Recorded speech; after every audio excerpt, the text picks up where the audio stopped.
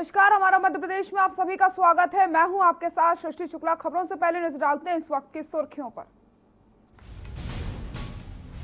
उपचुनाव वाले क्षेत्रों के दौरे पर रहेंगे सीएम शिवराज, देंगे 2600 करोड़ के विकास कार्यों की सौगात। महाराष्ट्र के बाद मध्य प्रदेश में फ्लैट हुआ सस्ता, शिवराज सरकार ने घटाई स्टैंप ड्यूटी की दरें। चुनावी मौसम में एक बार फिर से भाषणबाजी, बीजेपी सांसद नंद कुमार सिंह चौहान की फिसली जुबान, पूर्व सीएम कमलनाथ को कह दिया आतंकवादी। भोपाल की सांसद के तेवर प्रज्ञा ठाकुर ने बिना नाम लिए दिग्विजय सिंह को अधर्मी कहा, बोली जनता ने ऐसी मार मारी कि पानी भी नहीं मांग पाए। भोपाल में बेकाबू कोरोना, सितंबर के 7 दिन में मिले कोरोना के 1526 नए केस, 24 की मौत, आज मिले 234 नए मामले। रतलाम में पुलिस ने रेप और हत्या का किया खुलासा, 3 आरोपियों को किया गिरफ्तार, आपस में चचेरे भाई हैं तीनों आरोपी। आप देख रहे हैं के न्यूज, खबरों का सारथी। रुक करते हैं खबरों का। महाराष्ट्र के बाद अब मध्य प्रदेश में भी घर खरीदना सस्ता हो जाएगा, क्योंकि मध्य प्रदेश सरकार ने भी स्टैंप ड्यूटी घटाकर 2% करने का फैसला ले लिया है। इस फैसले के बाद भोपाल, इंदौर, जबलपुर समेत राज्य के तमाम शहरों में घरों की कीमत अब घट जाएगी। एक सपना होता है उसका अपना एक घर हो, जहां वो अपने परिवार के साथ सुख से रह सके। कोविड काल में आर्थिक गतिविधियां लॉकडाउन के कारण लगभग समाप्त हो गई थी और इससे रियल एस्टेट व्यवसाय पर भी बड़ा विपरीत प्रभाव हुआ था। लोगों की वित्तीय क्षमताएं सीमित हो जाने के कारण संपत्तियों का क्रय विक्रय भी प्रभावित हुआ है। अब हम चाहते हैं आर्थिक गतिविधियों में भी तेजी आए, उसके लिए भी अनेकों कदम उठा रहे हैं, लेकिन इसके साथ साथ रियल एस्टेट में कैसे बूम आए, इसके लिए भी हम हर संभव प्रयास करेंगे। इसी को दृष्टिगत रखते हुए नगरीय क्षेत्रों में प्रॉपर्टी की खरीदी और बिक्री पर स्टाम्प ड्यूटी पर पहले 3% सेस लगता था, अब उसको घटाकर 1% किया जाने का एक बड़ा फैसला हमने लिया है। सीधे सीधे स्टाम्प ड्यूटी के सेस पर 2% की छूट मिलेगी। मुझे विश्वास है कि इस छूट के कारण रियल एस्टेट में कारोबार तेजी से बढ़ेगा, लोग अपना मकान खरीद सकेंगे। अभी ये छूट 31 दिसंबर तक जारी रहेगी। कैसे और आर्थिक गतिविधियां बढ़े और रियल एस्टेट में और कामकाज कैसे बढ़े, इसके लिए ये कदम उठाया गया है और कदमों पर भी विचार कर रहे हैं। मध्य प्रदेश के गृह मंत्री नरोत्तम मिश्रा ने कांग्रेस और पूर्व मुख्यमंत्री कमलनाथ पर जोरदार हमला बोला। क्या कुछ उन्होंने कहा, आपको दिखाते हैं। तो पूरे परिदृश्य में देखें, देश के देशव्यापी रूप में देखें, वैश्विक महामारी के रूप में देखें, ये सच है कि जब से सावधानी हटी है तब से इसमें व्यापकता आई है। अब सावधानी तो मुझे और आपको ही रखना होगी, परहेज तो मुझे और आपको ही करना होंगे। सरकार को जो करना है उसमें कोताही नहीं रख रहे हम। निःशुल्क इलाज की व्यवस्था, निःशुल्क चिकित्सा की व्यवस्था, निःशुल्क दवा की व्यवस्था, ऑक्सीजन की, वेंटिलेटर की, बेड की, जो सरकार को करना चाहिए वो सरकार कर रही है। अब व्यक्तिशः सावधानी तो व्यक्ति के हाथ में ही है।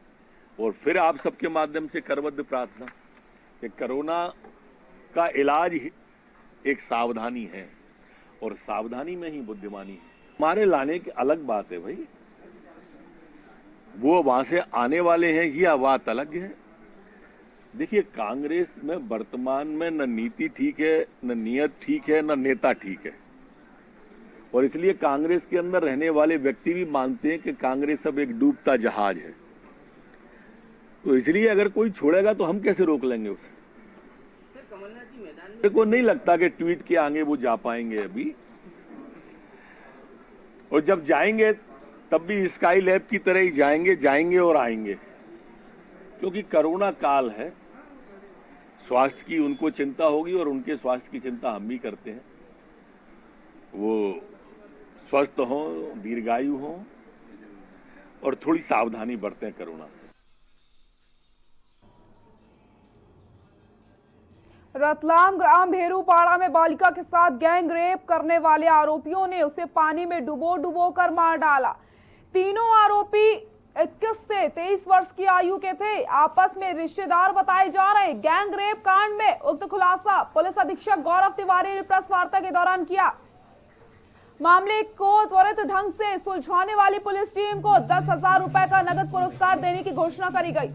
एसपी कार्यालय में आयोजित प्रेस वार्ता के दौरान एसपी श्री तिवारी ने बताया कि रविवार सुबह बालिका की लाश मिलने के बाद मामले की गंभीरता को देखते हुए एक विशेष टीम गठन की गई थी।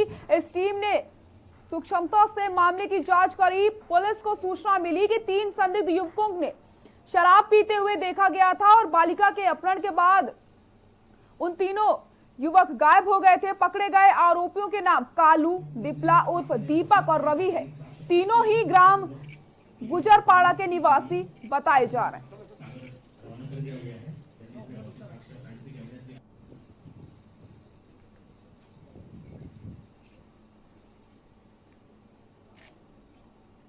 ये दिनांक 5 सितंबर को शाम को 7 बजे जो दूरी का नाबालिग बच्ची है, ये अपने घर से कुछ दूरी पर जो किराने की दुकान है वहाँ से सामग्री खरीदने गई थी, वापस घर नहीं लौटी थी।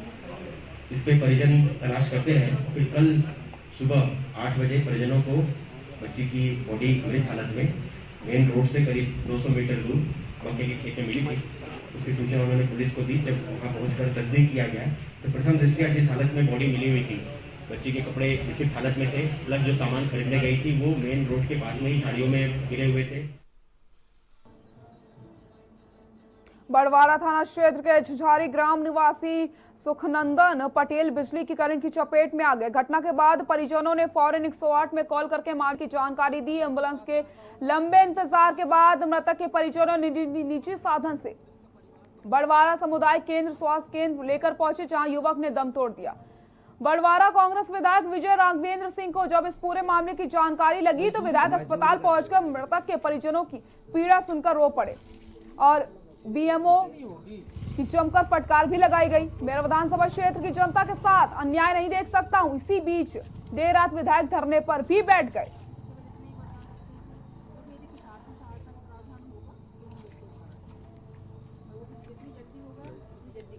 तुम्हें और कोई परेशानी हो बता दो परिवार। कोई किसी का नहीं रह गया, इसका रह गया, मैं आपसे बता दे रहा हूँ। अगर इसके पास शिवाजीनगर स्टेट हाईवे 44 पर स्टेट टूटे हुए पुल से भारी वाहनों के प्रवेश पर प्रतिबंध लगा होने के बावजूद प्रतिदिन अनेकों भारी वाहन पुल पर से निकल रहे हैं। भारी वाहनों के पुल से निकलने से कभी भी हादसा हो सकता है, लेकिन प्रशासन के द्वारा भारी वाहनों के निकलने के बाद भी कार्रवाई नहीं की जाती।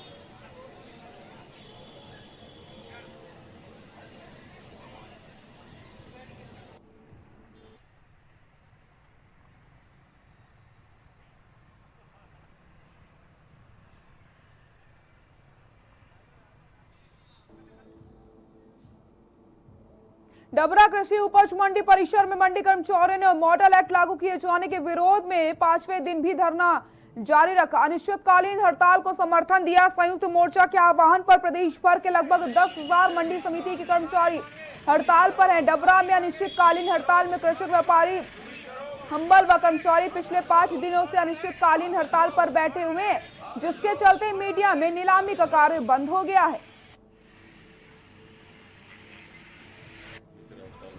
हमारी मांग केवल हमारे वेतन भत्ते, कर्मचारियों के वेतन भत्ते और कर्मचारियों को जो 3 भागों में बांट रखा है, एक संचालनालय सेवा, एक मंडी बोर्ड सेवा, एक मंडी समिति सेवा, इन तीनों सेवाओं का एकीकरण कर हमारे वेतन भत्ते सुरक्षित किए जाएं और हमें राज्य शासन का कर्मचारी घोषित किया जाए।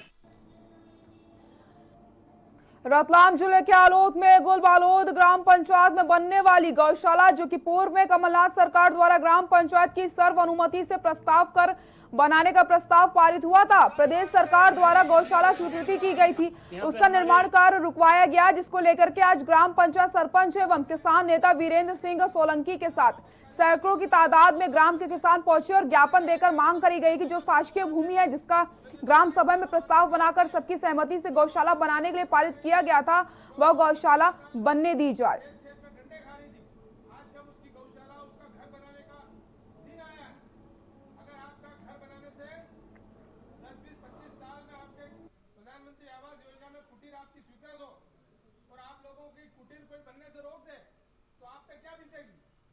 ये स्थिति आज गौशाला की है कि जो गौशाला स्वीकृत होकर के उसका निर्माण कार्य प्रारंभ हो रहा है और वो अविवादित जगह है, वहाँ पर यहाँ पे हमारे क्षेत्र के लोकप्रिय विधायक श्री मनोज जी चावला द्वारा हमारी ग्राम पंचायत में एक गौशाला हमारी बहुत दिनों से मांग थी और वो गौशाला हमारे यहाँ पे भूतिया में बनी हुई, फिर भी पास में ही वो गौशाला हमारी स्वीकृत की माननीय विधायक जी ने, परंतु गांव के कुछ लोग जो उस जमीन पे जहाँ पर हम गौशाला का निर्माण कर रहे हैं उस जमीन पर अतिक्रमण करना चाह रहे हैं, इसलिए वो बार बार यहाँ आके अधिकारियों से शिकायत कर रहे हैं।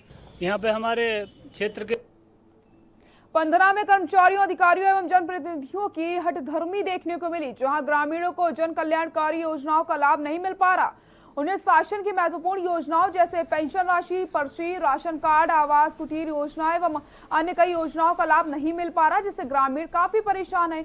वहीं जब ग्रामीण योजनाओं से संबंधित जानकारी लेने के लिए अधिकारी के पास पहुंचते हैं तो ना तो उनसे अच्छा व्यवहार किया जाता और ना ही उन्हें इसके बारे में कोई जानकारी दी जाती है। वहीं गुस्साए ग्रामीण परेशान होकर ग्राम पंचायत पहुंचे हैं।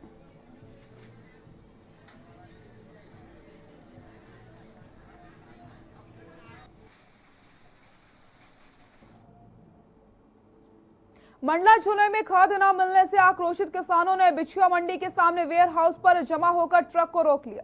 खाद के लिए मीलों दूर से आए किसानों ने एक वृद्ध महिला का गुस्सा फूट पड़ा, जहां उन्होंने अधिकारियों को जमकर खरी खोटी सुनाई। किसानों के द्वारा हंगामा की सूचना मिलने के बाद तहसीलदार और पुलिस मौके को संभाला। किसानों ने खाद की कालाबाजारी का भी आरोप लगाया। नाराज किसानों ने वेयर हाउस में घुसकर जमकर हंगामा किया। प्रशासन के काफी समझाने के बाद वे किसान ट्रक के सामने से हटे नहीं और ट्रक वेयर हाउस के अंदर गया और फिर खाद बांटने का संचालन शुरू किया गया। अधिकारियों का कहना है कि जो दूर दूर से लोग किसान आए हैं खाद के लिए, उनकी समितियों के लिए खाद पहुंचाया जा रहा है। वहीं किसानों का ये कहना है कि यदि उनके गांव तक खाद पहुंच जाती तो फिर ये इतना लंबा सफर क्यों तय करते।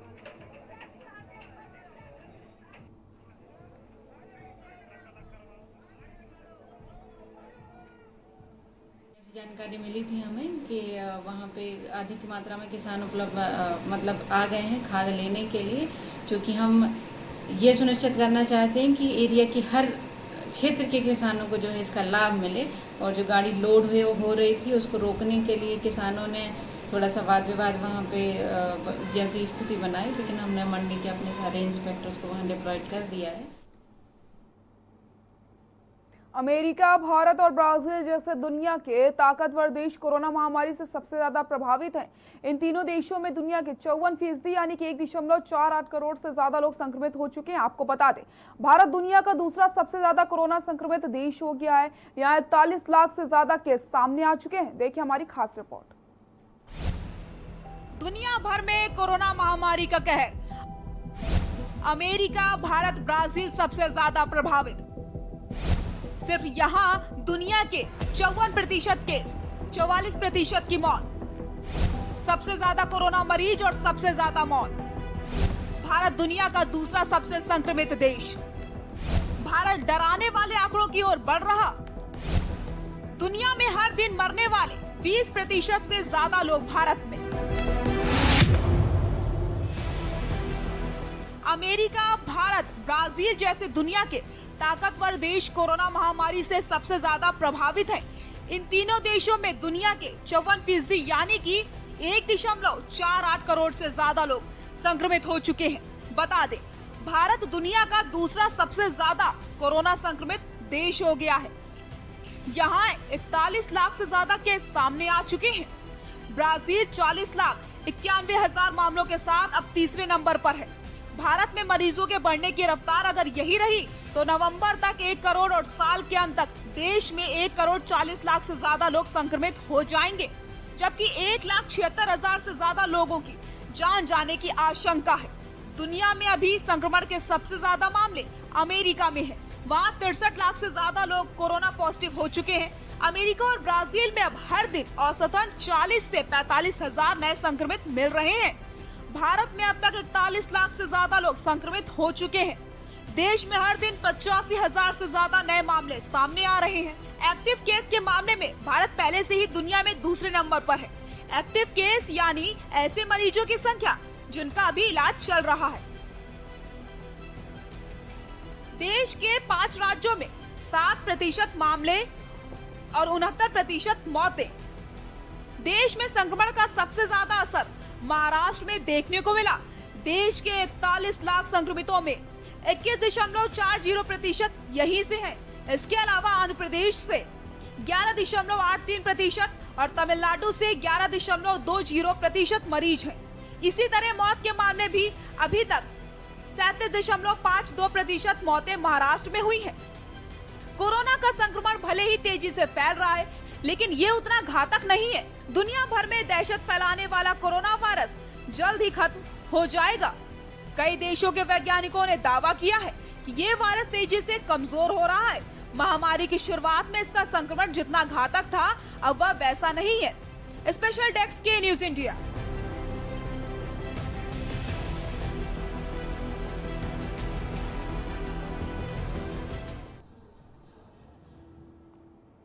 कहते हैं मजदूरों की मेहनत का फल मजदूर के पसीना सूखने से पहले दे देना चाहिए, लेकिन दमोह की मड़ियादो पुलिस ने मकान बनाने वाले मजदूरों को ऐसे जख्म दिए जिन्हें देख करके आपकी भी रूह कांप उठेगी।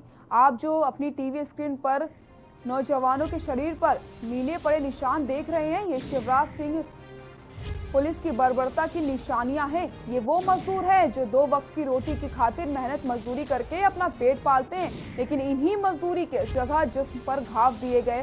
दरअसल मामला दमोह जिले के मड़ियादो गांव का है, जहां पर मड़ियादो पुलिस पर लगे हैं मजदूरों के साथ बर्बरतापूर्ण मारपीट के आरोप। मड़ियादो पुलिस स्टाफ द्वारा झूठी शिकायत पर जबरदस्ती अनुसूचित जाति के सदस्य को लॉकअप में बंद करके अमानवीय तरीके से मारपीट की गई। मजेदार बात यह रही कि मारपीट की इस घटना में एक महिला आरक्षक भी शामिल रही। मजदूरों ने साफ साफ मड़ियादो पुलिस पर मारपीट का आरोप लगाया, जिसमें आरक्षक हरि सिंह लोधी, महिला आरक्षक साक्षी डैनी व आरक्षक परिहार व मारपीट के आरोप में लगे, जिसमें फरियादी दिलीप का दायां हाथ फ्रैक्चर हो चुका है।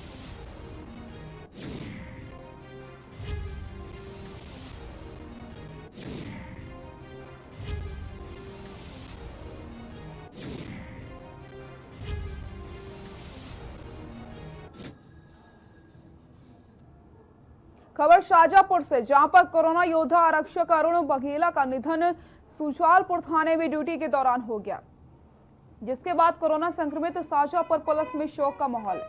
आपको बता दें कि भोपाल में एक निजी अस्पताल में अरुण बघेला ने अंतिम सांस ली। अरुण बघेला के 2 जुड़वा बच्चे हैं। आपको बताते चले, कोरोना योद्धा अरुण को पुलिस ने सम्मान के साथ अंतिम संस्कार किया। इस दौरान शाजापुर एसपी ऑफिस में शहीद आरक्षक को श्रद्धांजलि दी गई एवं शाजापुर एसपी पंकज श्रीवास्तव ने शोक संवेदना व्यक्त की।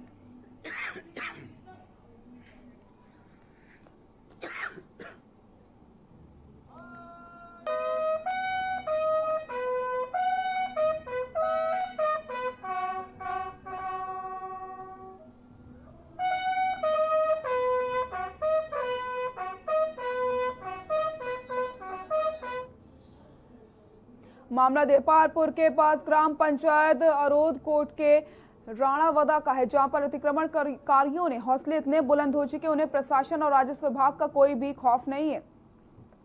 ग्राम रूणावदा में शमशान घाट पर जाने के लिए जो रास्ता है, उस पर अतिक्रमणधारियों द्वारा बागड़ लगा करके तार फेंसिंग करके रास्ते पर कब्जा कर लिया गया है। ग्रामीणों द्वारा बताया गया कि रास्ता मात्र 4 फीट का ही बचा है। अब ऐसे में अगर किसी की मृत्यु हो जाती है तो उसको शमशान घाट ले जाने के लिए बड़ी ही मुसीबतों का सामना करना पड़ता है।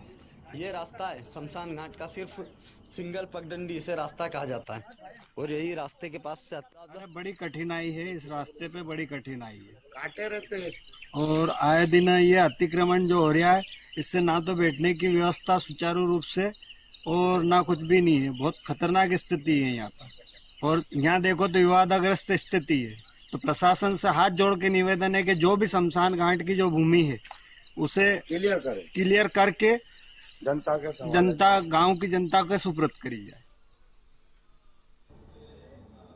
5 सितंबर शिक्षक दिवस के अवसर पर जहां पूरे देश में शिक्षकों का सम्मान किया जा रहा है, वहीं दूसरी ओर मुरैना के शिक्षक अपने हक की लड़ाई लड़ रहे हैं। आज इसी तारतम्य में संयुक्त अतिथि शिक्षक संघ मुरैना द्वारा आमरण अनशन व रैली निकालकर जिला शिक्षा अधिकारी को ज्ञापन सौंपा गया। शिक्षकों की मांगों ने अनुभव के आधार पर 12 माह सेवा काल पद स्वायत्तता वेतन दिया जाना है। शिक्षक पात्रता मापदंडों को पूर्ण करने वाले अतिथि शिक्षकों को बोनस और अंक देकर के नियमित किया जाना। ऐसा तो 2019 से 20 अप्रैल लॉकडाउन की अवधि का वेतन दिया जाना। 30 वर्ष 303 दिन पूर्ण कर चुके सभी अतिथि शिक्षकों की विभागीय परीक्षा लेकर के नियमित किया जाना और अतिथि शिक्षकों का अन्य राज्यों की तरह पद स्थायित्व और भविष्य सुरक्षित किया जाना शामिल है।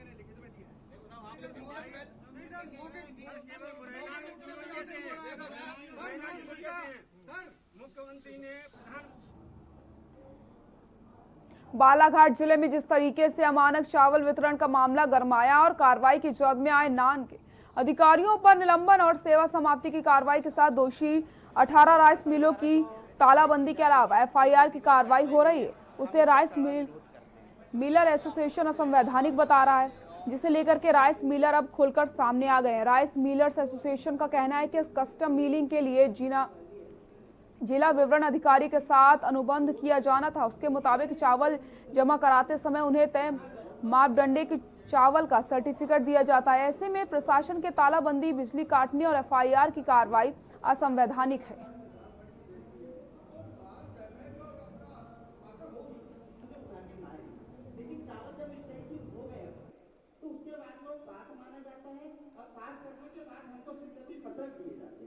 इसलिए हम अभी इस चीज को नहीं मानेंगे कि हमने आपने बोले 52 किलो निकलता है, ये आप भी मानते हैं, है ना? लेकिन आप बिलिंग करें अब आपके सहयोग की अपेक्षा है। आप लोग हमारी टेस्ट मिलिंग वाली जो नीति है, जो धान है, आप चलिए, कल चलिए, मेरे नेतृत्व में चलिए आप लोग और आपके नेतृत्व में मैं चला जाऊंगा और वो धान को आप देखिए, आप उसको अपनी आंखों से देखोगे तो आप हमारे ऊपर से जो आरोप लगा कहीं ना कि आप साफ पार्टनर में आओगे। सर ऐसी क्या मजबूरी रहती है कि आप लोग खराब धान स्वीकार कर लेते हैं मिलिंग के लिए? देखिए मैंने आपको बता दे रहा हूँ, मजबूरी भी बता दे रहा हूँ आपको, ठीक है?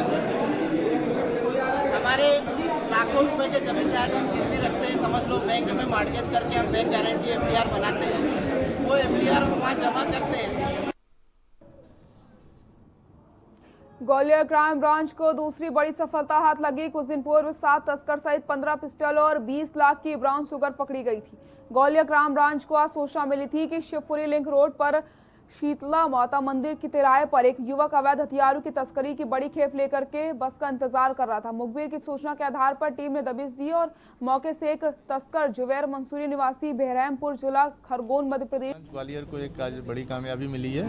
12 पिस्टल 4 राउंड बरामद किए हैं और एक आरोपी जुबैर खान को गिरफ्तार किया है। पुलिस अधीक्षक महोदय के निर्देशन में लगातार क्राइम ब्रांच अवैध गतिविधियों के विरुद्ध अभियान चला रही है। उसी कड़ी में आज ये सफलता मिली है।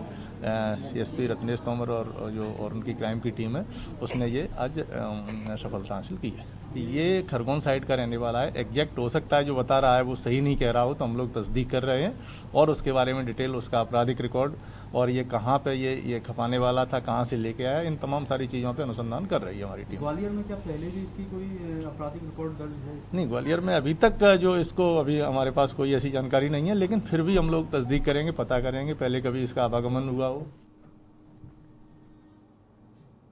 5 महीने से ज्यादा बंद रहने के बाद शहर में रेस्टोरेंट, बार और होटल खोले जाने लगे हैं। रेस्टोरेंट बार को जहां अपनी क्षमता से आधे यानी कि 50% ग्राहकों को ही सर्विस देनी है, बैठाने की अनुमति है, तो होटल्स लॉन्ज अपने कमरे के अनुसार पूरे 100% ग्राहकों को सेवा दे सकते हैं। इन सभी को कोविड-19 के लिए बनाए गए नियम SOP का पालन करना आवश्यक है, लेकिन कुछ रेस्टोरेंट पहले दिन ही नियमों की अनदेखी कर रहे। ग्राहकों के पास बैठाया गया जो होटल के कर्मचारी थे वो बिना मास्क के नजर आए।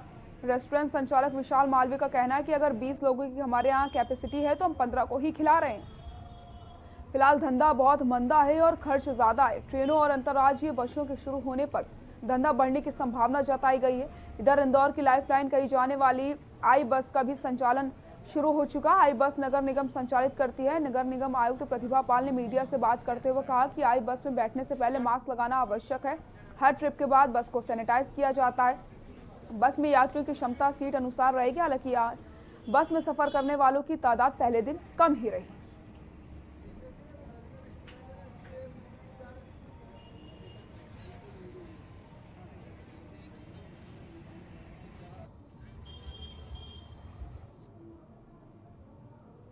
बुलेटिन में फिलहाल के लिए इतना ही। देखते रहिए के न्यूज़ इंडिया। नमस्कार।